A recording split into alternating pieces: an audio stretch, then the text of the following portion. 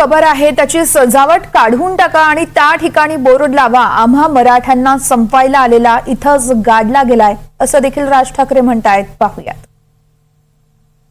की मराठे सर्व लढाया हरत होते, पण औरंगजेब एकही लढाई जिंकू शकत नव्हता.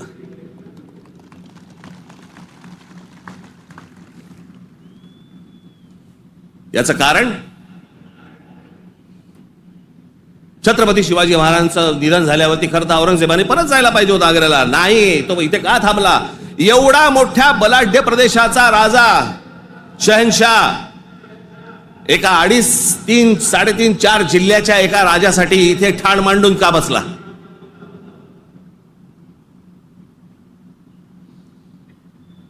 त्याला माहिती होतं छत्रपती शिवाजी महाराजांचं निधन झालंय, मग का ठाण मांडून बसला होता? शिवाजी महाराज तर गेले होते, त्याला शिवाजी नावाचा विचार मारायचा होता, जो त्याला जमला नाही. सगळे प्रयत्न केले, सर्व प्रयत्न केले आणि इथे शेवटी मेला.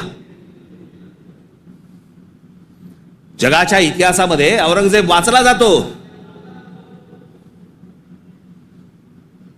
अभ्यास केला जातो त्याचा, पण ज्या वेळेला त्याचा अभ्यास केला जातो त्यावेळेला जगभरातल्या लोकांना कळतं की तो काय करायला गेला होता आणि कसा मेला.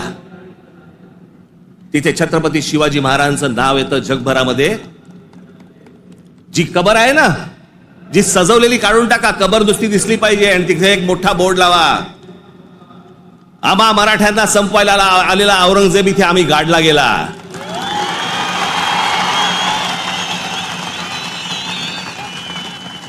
हा आमचा इतिहास.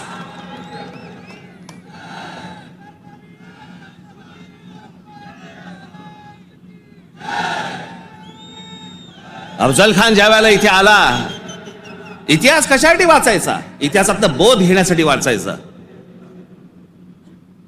अफजल खान जेव्हा इथे आला त्यावेळेला प्रतापगडावरती मारला गेला खाली, तिथेच त्याची खाली कबर खोदली गेली, तिथेच त्याला पुरला. मराठीत एक फार अप्रतिम जो शब्द आहे ना, पुरून उरीन, तो आहे, तुला पुरीन आणि उरीन. तो जो पुरला त्याला तिकडे अफजल खानाला, तो शिवाजी महाराजांच्या होकाराशिवाय पुरला नसेल. त्याची कबर जी केली आहे ती महाराजांना विचारल्याशिवाय केली नसेल. महाराजांनी सांगितलं असेल, निश्चित करा, जगाला कळू दे कोणाला मारलाय.